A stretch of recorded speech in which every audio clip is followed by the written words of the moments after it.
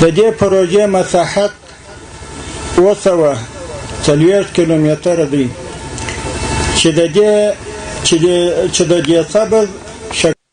کلکان قره‌باغ ولسوالۍ د کوهدامن سیمې او همدا ډول د پروان ولایت د باریکې آب سیمې رانغړي. دغه پروژه پر 4 برخو ویشل شوې ده چې د لومړي برخې پلان یې تکمیل شوی دی او پاتې نورې 3 برخې او د سیاسي چارو او سهولتونو په برخه کې د پانګونې لپاره هڅې روانې دي. د کابل نوی ښار د اقتصادي فعالیتونو یوه مجموعه ده چې په لومړي فاز کې د 15 لکه اوسېدونکو لپاره د 80,000 کورونو د جوړونې، تجارت، زراعت، تفریحي، صنعتي او لوجستیکي پارکونو لپاره پانګونه په پام کې نیول شوې ده ترڅو دوامدار اقتصادي پرمختګ رامنځته شي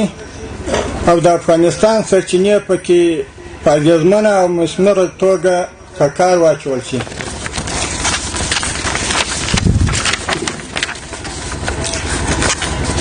د دې سره به د ملي بودیجې د پیاوړتیا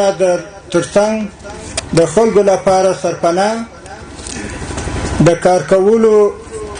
د داخلي توکو د پیر او پلور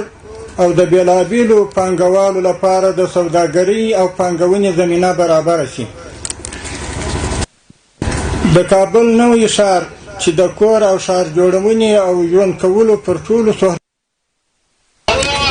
په آبادولو سره به یې له موجوده کابل څخه